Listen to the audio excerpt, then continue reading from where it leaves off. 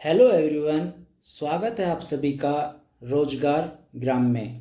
आज हम लोग आरआरबी ग्रुप डी 2 दिसंबर 2025 को थर्ड शिफ्ट में आए हुए साइंस क्वेश्चन का एनालिसिस करेंगे। चलिए शुरू करते हैं। क्वेश्चन नंबर फर्स्ट क्या बोलता है, निम्नलिखित में से कौन सा विकल्प एक रासायनिक गुणधर्म को संदर्भित करता है? ऑप्शन ए तरलता, ऑप्शन बी गलनांक, ऑप्शन सी क्वथनांक और ऑप्शन डी वायु में ज्वलन। अभी देखो, रासायनिक गुणधर्म क्या होता है। रासायनिक गुणधर्म ये होता है जिसमें एक पदार्थ है वो दूसरे पदार्थ का निर्माण करता है। ठीक है, जैसे मान के चलो ज्वलनशीलता है, ये क्या हो जाती है, यह रासायनिक गुणधर्म हो जाता है क्योंकि इसमें एक पदार्थ जलता है और फिर दूसरे पदार्थ का निर्माण करता है। अगर अम्ल क्षार अभिक्रिया हो रही है तो यह भी किसका एग्जाम्पल हुआ, यह भी रासायनिक गुणधर्म का एग्जाम्पल हुआ। अगर जंग लग रही है किसी वस्तु के तो यह भी किसका एग्जाम्पल हुआ, यह भी रासायनिक गुणधर्म हुआ। अगर किसी चीज का ऑक्सीकरण या अपचयन हो रहा है तो यह भी रासायनिक गुणधर्म हुआ। और अगर नवीन पदार्थ का निर्माण हो रहा है तो यह भी क्या हो गया, यह भी रासायनिक गुणधर्म होता है। तो जो अपने पास में तीनों ऑप्शन है, तरलता, गलनांक और क्वथनांक, ये तीनों क्या है, ये तीनों के तीनों भौतिक गुणधर्म है। किसी भी वस्तु के तीनों के तीनों क्या है, भौतिक गुणधर्म हैं। जबकि अपने पास में जो वायु में ज्वलन है, ये क्या हो गया, ये रासायनिक गुणधर्म होता है। वायु में ज्वलन जो होता है ये क्या होता है, रासायनिक गुणधर्म होता है। तो अपना ऑप्शन क्या हो जाएगा, अपना ऑप्शन हो जाएगा ऑप्शन डी इज करेक्ट। वायु में ज्वलन है वो क्या हो जाएगा, अपने पास में रासायनिक गुणधर्म हो जाएगा। नेक्स्ट क्वेश्चन देखते हैं। v मीटर प्रति सेकंड वेग से गतिमान m द्रव्यमान के एक पिंड की गतिज ऊर्जा x है।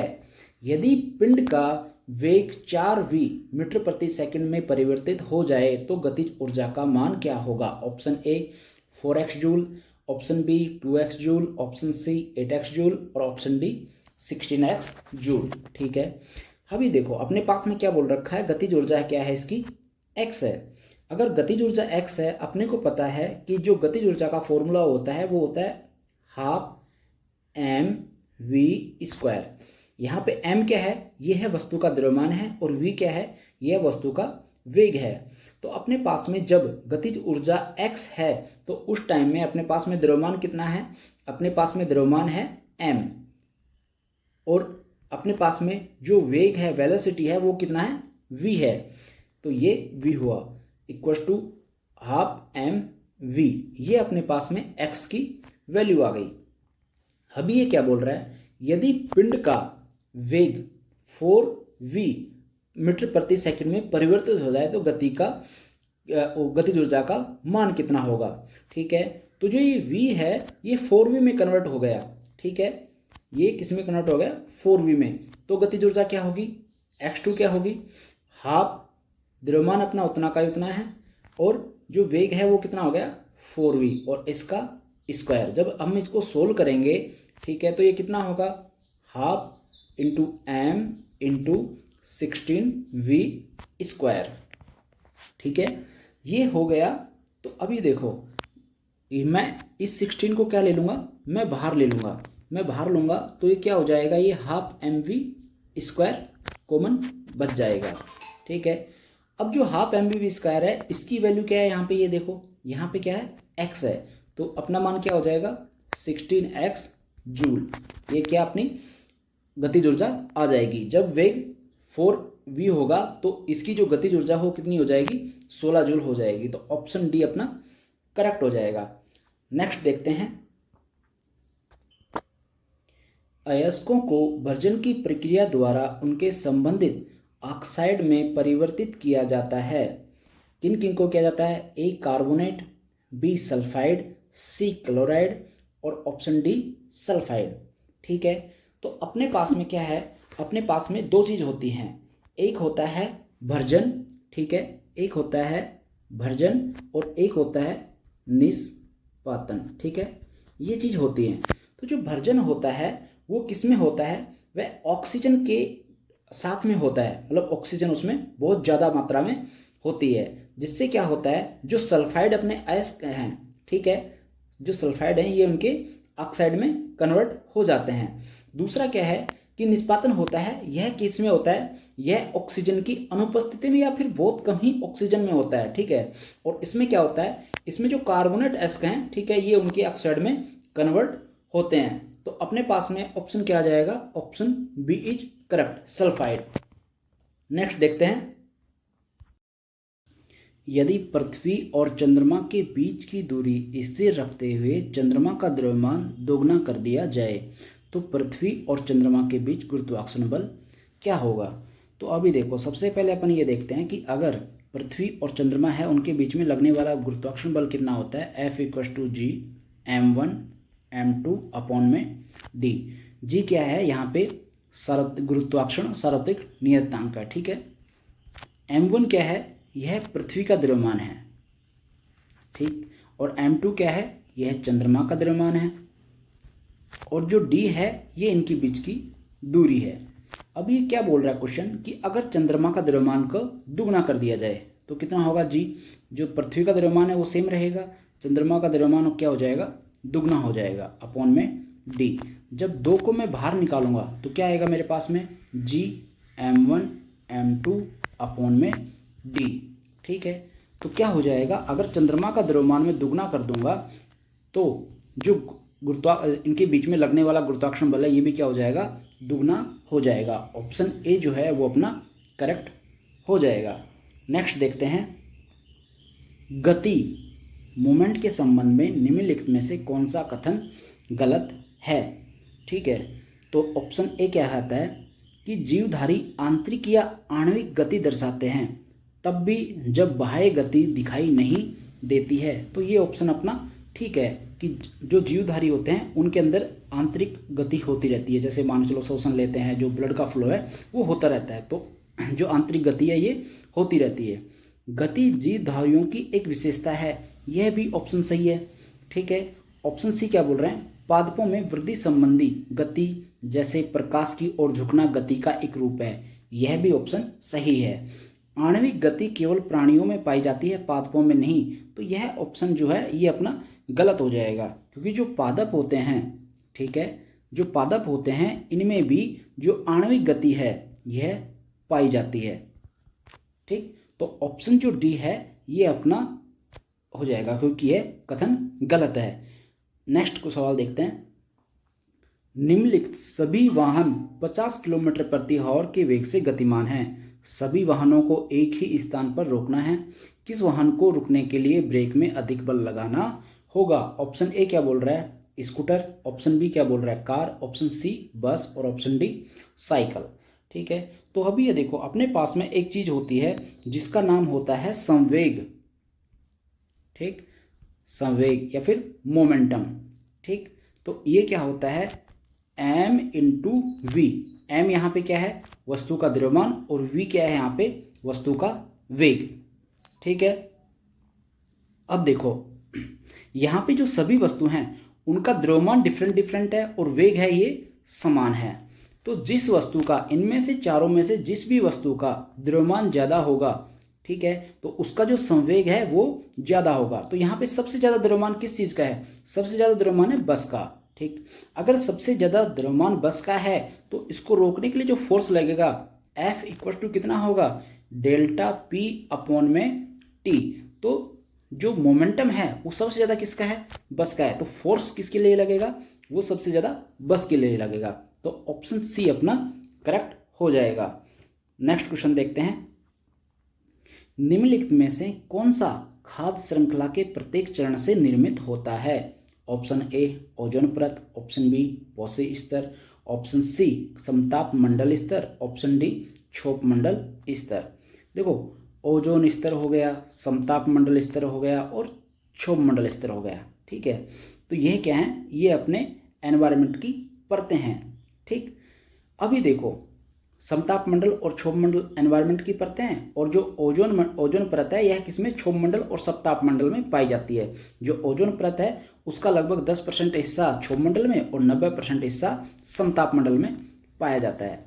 जो पॉसी स्तर होता है, ठीक है, क्या बोल रहा है, जो खाद्य श्रृंखला होती है उसमें जो इनके स्तर होते हैं उनको किस नाम से बोलते हैं, हम उनको पॉसी स्तर के नाम से जानते हैं, ठीक है।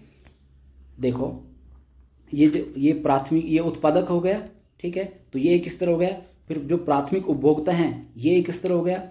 फिर जो द्वितीयक उपभोक्ता हैं ये एक, और एक जो तृतीयक उपभोक्ता हैं ये एक स्तर हो गया। तो ये सभी क्या होंगे, पोषी स्तर होंगे। नेक्स्ट देखते हैं, यदि किसी डिवाइस की रेटिंग 120 वोल्ट पर 90 वाट है तो कर्षित की गई धारा क्या होगी।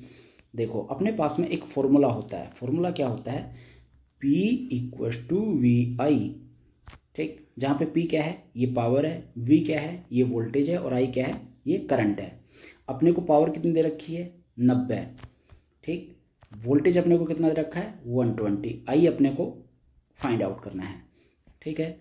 तो I को जब मैं निकालूंगा तो I को निकालने के लिए क्या होगा, 90 और जो 120 है ये इसके नीचे चला जाएगा। तो जब मैं इनको सोल्व करूंगा तो कितना होगा, 3/4। मैं इसको और ज़्यादा सोल्व करूंगा तो कितना आएगा, 0.75। तो ऑप्शन बी अपना क्या हो जाएगा, करेक्ट हो जाएगा। नेक्स्ट देखते हैं क्या बोल रहा है, उत्तल दर्पण द्वारा निर्मित प्रतिबिंब के बारे में निम्नलिखित में से कौन सा कथन सही है। अभी देखो उत्तल दर्पण अपना, पहली बात तो दिखता कैसे है, ठीक है, ऐसा कुछ अपना उत्तल दर्पण दिखता है, ठीक है। अभी क्या बोल रहा है कि इसके बारे में कौन सा कथन सही है। तो हम देखेंगे कि उत्तल दर्पण से जो प्रतिबिंब बनता है वो बनता कैसे है। यह कैसे बनेगा, यह मान के चलो अब ये अपना उत्तल दर्पण है और यहाँ पे ये अपनी कोई वस्तु रखी हुई है और यहाँ पे ये इसका बिंब बन रहा है। तो इसका बिंब कैसा बनता है, इसका बिंब सीधा बनेगा, ठीक है, सीधा बनेगा। दूसरा क्या बनेगा, ये आभासी रहेगा,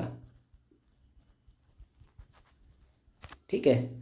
और तीसरा क्या है, यह छोटा रहेगा, ठीक। और उत्तल दर्पण का हम लोग यूज कहाँ पे करते हैं, उत्तल दर्पण का हम लोग जो अपनी मिरर होते हैं, बैक मिरर होते हैं गाड़ियों के, ठीक है, उनमें यूज लेते हैं इसको, ठीक है। तो ऑप्शन देखते हैं, ऑप्शन क्या बोल रहा है, वास्तविक और उल्टा, ठीक है। तो वास्तविक नहीं बनता, आभासी बनता है। ऑप्शन बी क्या बोल रहा है, आभासी और सीधा, बिल्कुल ऑप्शन बी अपना करेक्ट हो जाएगा कि आभासी बनेगा और सीधा है प्रतिबिंब बनेगा। नेक्स्ट देखते हैं, भुजा ए वाला एक घन प्रतिरोधकता रो वाले पदार्थ से बना है, घन के दो विपरीत फलकों के बीच प्रतिरोध कितना होगा, ठीक है। तो अपने को पता है कि प्रतिरोध क्या होता है, R = ρL/A, जहाँ पे रो क्या है, ये प्रतिरोधकता है, जो L क्या है, L क्या है, यह लेंथ है, ठीक है, और जो A है ये क्या है, यहाँ पे एरिया है, ठीक। तो इसका जो प्रतिरोधक है, प्रतिरोधा वो कितना होगा, वो होगा R = जो प्रतिरोधकता वो कितनी हो गई, रो। L क्या होगा कि जब दोनों जो फलक हैं उनके बीच में डिस्टेंस है वो कितनी है, वो A हो जाएगी, और एरिया कितना हो जाएगा, वो A² हो जाएगा। तो कितना आया, ρ/A, ठीक है। ऑप्शन सी जो है वो करेक्ट हो जाएगा। नेक्स्ट देखते हैं, कार्बन यौगिकों का सहसंयोजक आबंधन आचरण इन यौगिकों की निम्नलिखित में से किस विशेषता से मेल खाता है। ऑप्शन ए निम्न गलनांक, ऑप्शन बी निम्न क्वथनांक, ऑप्शन सी निम्न गलनांक और निम्न क्वथनांक दोनों, और ऑप्शन डी उच्च चालकता। तो अभी देखो जो सहसंयोजक आबंधन होता है अपने पास में, इसमें जो अंतराण्विक बल होता है, अंतराण्विक बल होता है, यह बहुत ही कमज़ोर होता है। कैसा होता है, बहुत ही कमज़ोर होता है। अब जब यह कमज़ोर होगा तो क्या होगा, जब भी हम इसको हीट देंगे, ठीक है, तो क्या होगा, यह बहुत ही जल्दी इसका गलनांक प्राप्त कर लेगा और बहुत ही जल्दी ये क्वथनांक प्राप्त कर लेगा। तो हम क्या बोल सकते हैं कि इनके निम्न गलनांक और निम्न क्वथनांक होते हैं, और यह किस वजह से होते हैं, क्योंकि इनके अंतराण्विक जो बल होता है यह बहुत ही कमज़ोर होता है, इस वजह से इनके गलनांक और क्वथनांक हैं वो निम्न होते हैं। नेक्स्ट देखते हैं, वयस्कों में वृद्धि हार्मोन के अतिस्रवण के परिणाम स्वरूप निम्नलिखित में से क्या होता है, ठीक है। ऑप्शन ए क्या बोल रहा है, एडिशन रोग। तो एडिशन रोग किस वजह से होता है, एडिशन रोग जब अपनी अधिवक्र ग्रंथि होती है, अधिवृक ग्रंथि एड्रिनल ग्लैंड जो होती है, अगर इसमें हार्मोन हैं वो कम हो जाते हैं तो यह क्या होता है, एडिशन रोग का कारण होता है। वामनता क्या होती है, जब भी बचपन में जो हमारे हार्मोन होते हैं, ठीक है, तो वो हार्मोन जब सही से डेवलप नहीं हो पाते हैं तो यह रोग होता है। और एक्रोमिकली यह क्या होता है, जब भी हमारे वयस्कों में हार्मोन ज़्यादा स्रावन होते हैं तो यह रोग होता है। तो ऑप्शन जो सी है वो अपना करेक्ट हो जाएगा। नेक्स्ट देखते हैं, ग्लूकोज का आणविक द्रव्यमान कितना है। सी का जो परमाणु द्रव्यमान है वो 12, हाइड्रोजन का परमाणु द्रव्यमान 1 और ऑक्सीजन का परमाणु द्रव्यमान वो 16। ठीक है, तो अपने को सबसे पहले ये चाहिएगा कि जो ग्लूकोज होता है उसका जो फॉर्मूला होता है वो क्या होता है, C6H12 और O6। अभी देखो इसमें जो कार्बन के परमाणु हैं वो 6 हैं, हाइड्रोजन के 12 हैं और ऑक्सीजन के 16 हैं। तो मैं अगर इन तीनों का टोटल कर दूं तो मेरे पास में ग्लूकोज का आणविक द्रव्यमान आ जाएगा। ठीक है, तो मेरे को पता है यहाँ पे दिया गया है कि एक कार्बन परमाणु का जो परमाणु द्रव्यमान है वो 12 है, तो 6 का कितना हो जाएगा, 6 × 12।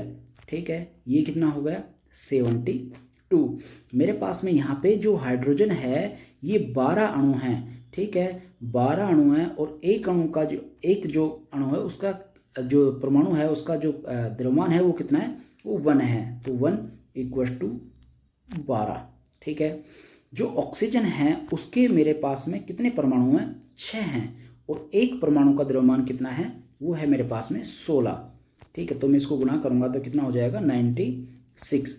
जब मैं इन तीनों का टोटल करूंगा तो मेरा आ जाएगा 0, 9, 10 और ये 180। ठीक है, तो जो ऑप्शन डी है वो मेरा करेक्ट हो जाएगा, 180 U मेरा आंसर हो जाएगा। नेक्स्ट देखते हैं, जब कोई व्यक्ति पास की किसी वस्तु को देखता है तो सिलरी पेशियां क्या हो जाती हैं। तो क्या होता है कि जब भी कोई व्यक्ति होता है वह पास की वस्तुओं को देखना चाह रहा है तो उसकी सिलरी कोशिका में क्या इफेक्ट पड़ता है। तो जो सिलरी कोशिकाएं होती हैं वो क्या होती हैं, सिकुड़ जाती हैं। क्या होती हैं, वो सिकुड़ जाती हैं। अब जब ये सिकुड़ जाती हैं तो जो लेंस है ये अपना क्या हो जाएगा, यह लेंस क्या हो जाएगा, यह मोटा हो जाएगा। और जब लेंस मोटा होगा तो जो फोकस दूरी है यह क्या हो जाएगी, यह कम हो जाएगी। और पास की वस्तुओं को देखने के लिए अपने को फोकस दूरी कम करने की आवश्यकता होती है। तो ऑप्शन देखते हैं, सिकुड़ती हैं और लेंस का पतला करती है। लेंस पतला नहीं होता, लेंस मोटा होता है। सिकुड़ती हैं और लेंस को मोटा करती हैं, तो ऑप्शन बी अपना करेक्ट हो जाएगा। ठीक है, ये भी अपने ऑप्शन सी और ऑप्शन डी गलत हो जाएंगे। ठीक, नेक्स्ट देखते हैं, एक सफ़ेद ठोस तनु HCl के साथ अभिक्रिया करके एक गैस बनाता है जो चूने के पानी को दूधिया कर देती है। इससे निश्चित रूप से क्या निष्कर्ष निकाला जा सकता है। ऑप्शन ए क्या बोल रहा है, ठोस जो है वो कैल्शियम कार्बोनेट है। ऑप्शन बी क्या हो रहा है, गैस कार्बन डाइऑक्साइड है। ठोस या तो कार्बोनेट है या फिर बाइकार्बोनेट है। ऑप्शन सी क्या बोल रहा है, ठोस एक धातु कार्बोनेट है जो कार्बन डाइऑक्साइड अवमुक्त करता है। गैस हाइड्रोजन है जो एक अभिक्रियाशील धातु को इंगित करती है। तो देखो, जब भी चूने का पानी जो होता है उसको दूधिया कर देती है, ठीक है, तो उसको दूधिया करने में जो सबसे इम्पोर्टेंट रोल होता है वो क्या है, यही कि जब यह CO2 के संपर्क में आता है तो जो चूने का पानी होता है वह क्या हो जाता है, वह दूधिया हो जाता है। ठीक, अभी देखो, जब भी कोई HCl ये अम्ल है इसके साथ में कार्बोनेट या फिर बाइकार्बोनेट कुछ भी जब क्रिया करेगा तो अपने को कार्बन डाइऑक्साइड गैस मिलती है। तो ऑप्शन बी जो है वो अपना करेक्ट हो जाएगा। नेक्स्ट देखते हैं, मधुमक्षिशाला निम्नलिखित में से किस खाद्य सामग्री के उत्पादन में सहायता करता है। तो जो एपीरीज होती है ये क्या होता है कि भाई अपन ने क्या किया, अपन ने मधुमक्खी को पालन किया। ठीक है, मधुमक्खी का अपन ने पालन किया और फिर वहाँ से क्या करते हैं, अपन शहद उनसे प्राप्त करते हैं। ठीक है, ये चीज़ होती है। तो जहाँ मधुमक्खी का पालन होता है उसको क्या बोलते हैं, अपीरिज बोला जाता है। और किस खाद्य सामग्री का प्राप्त किया जाता है, हम लोग शहद को प्राप्त करते हैं। नेक्स्ट देखते हैं, निम्नलिखित में से किस गुणधर्म के कारण एथेनॉल पेट्रोल की तुलना में एक बेहतर वैकल्पिक ईंधन होता है। तो देखो, जब अपन सबसे पहले ये देखते हैं कि एथेनॉल होता क्या है। एथेनॉल क्या होता है? C2H5OH। जब यह जलता है, ठीक है, तो यह जलता है तो यह पूरी तरह जलता है। ठीक, पहली बात तो क्या होता है, यह पूरी तरह जलता है। जब यह पूरी तरह जलता है तो ये जलकर क्या क्या देता है, ये CO2 और जलवाष्प ये खाली देता है, इसके अलावा यह कुछ भी नहीं देता है। ठीक, जबकि जो पेट्रोल जलता है तो पेट्रोल क्या क्या देता है, वो SO2 देता है, NO2 देता है, और भी सारे जो हानिकारक हैं वो देता है। ठीक, तो क्या है, ऑप्शन देखते हैं, एथेनॉल का दहन स्वच्छ धुआं रहित ज्वाला के साथ होता है। ये ऑप्शन ए अपना करेक्ट हो जाएगा कि एथेनॉल अच्छा विकल्प है बजाय कि पेट्रोल के बजाय। ठीक है, एथेनॉल ठोस ईंधन है तो ठोस ईंधन नहीं है। एथेनॉल के दहन पर हानिकारक धुआं उत्पन्न होता है, ये भी ऑप्शन नहीं है। एथेनॉल का क्वथनांक पेट्रोल से उच्च होता है, यह भी कथन गलत है। तो ठीक है, ऑप्शन ए अपना वो करेक्ट हो जाएगा। नेक्स्ट देखते हैं, जब कोई वस्तु एक वृत्तीय पथ पर नियत चाल से गमन करती है तो उसकी गति को क्या कहते हैं। अभी देखो, ये अपने पास में कोई वस्तु है, ठीक है, और यह वस्तु है और यह एक समान चाल से वृत्तीय पथ पे गति कर रही है। ठीक है, तो जो इसकी जो चाल होगी, इसकी जो गति होगी, हम उसको क्या बोलेंगे, हम उसको एक समान वृत्तीय गति, ठीक है, ये इसको बोलेंगे। ठीक, एक समान जब वृत्तीय गति करता है, ठीक है, तो जो इसकी चाल होती है वो क्या होती है, वो स्थिर होती है। लेकिन जो वेग होता है वह स्थिर नहीं होता है। वेग स्थिर क्यों नहीं होता है, क्योंकि हर सेकंड इसका क्या होता है, वेग का परिणाम स्थिर रहता है लेकिन उसकी दिशा एक समान वृत्तीय गति में चेंज होती रहती है। इसलिए जब भी आपसे पूछे कि चाल इसकी स्थिर रहती है और वेग जो होता है ये इसका स्थिर नहीं होता है, और अगर वृत्तीय पथ पर नियत चाल से गमन करती है तो क्या बोलते हैं, हम उसको एक समान वृत्तीय गति बोलते हैं। ऑप्शन ए अपना करेक्ट हो जाएगा। ठीक है, नेक्स्ट देखते हैं, निम्नलिखित में से कौन सा पादपों में सबसे उभयनिष्ठ सरल स्थायी उत्तक है। तो यह हो जाएगा अपना कौन सा उत्तक, मृदुतक। ठीक है, मृदुतक है वो एक सरल स्थायी उत्तक है। ठीक है, इसका काम क्या क्या होता है, इसका काम होता है भोजन का भंडारण करना, भोजन का भंडारण, और जहाँ पे हरित लवक पाया जाता है वहाँ पे क्या करता है, यह भोजन का संश्लेषण करता है। ठीक है, ये इसके काम हो गए। जो वायु उत्तक और हरित लवक ये इसी के क्या हैं, एक तरीके से भाग हैं। ठीक है, दृढ़ोत्तक यह क्या होता है, यह मृत कोशिकाओं से बना हुआ उत्तक होता है, मृत कोशिका से बना हुआ उत्तक होता है। ठीक है, तो ऑप्शन सी अपना करेक्ट हो जाएगा। नेक्स्ट देखते हैं, जनन के निम्नलिखित में से किस रूप में नई पीढ़ी के जनन के लिए नर और मादा दोनों के लिंग की आवश्यकता होती है। ठीक है, ऑप्शन ए क्या बोल रहा है, ऑप्शन ए बोल रहा है बीजाणु निर्माण, ऑप्शन बी खंडी भवन, ऑप्शन सी लैंगिक जनन, और ऑप्शन डी मुकुलन। ठीक है, तो देखो, जो बीजाणु निर्माण है और खंडी भवन है और मुकुलन है, ठीक है, ये तीनों के तीनों किसके प्रकार हैं, यह तीनों के तीनों अलैंगिक जनन के प्रकार हैं। और जो लैंगिक जनन है इसमें अपन जानते हैं, इसमें नर और मादा दोनों के लिंग की आवश्यकता होती है। तो ऑप्शन सी जो है अपना वो करेक्ट हो जाएगा। नेक्स्ट देखते हैं, निम्नलिखित में से किस समूह को HIV संक्रमण का सबसे अधिक खतरा है। किसको है, ऐसे व्यक्ति जिनके एक से अधिक असुरक्षित यौन साथी हों। ऑप्शन ए जो है अपना वो करेक्ट हो जाएगा। जो HIV संक्रमण है उससे सबसे ज़्यादा किसको खतरा है, जिसके एक से ज़्यादा असुरक्षित यौन संबंध हों। ठीक है, option A is correct. Next देखते हैं, रोगी के हृदय स्पंदन की ध्वनि स्टेथोस्कोप के माध्यम से डॉक्टर के कानों तक कैसे पहुंचती है।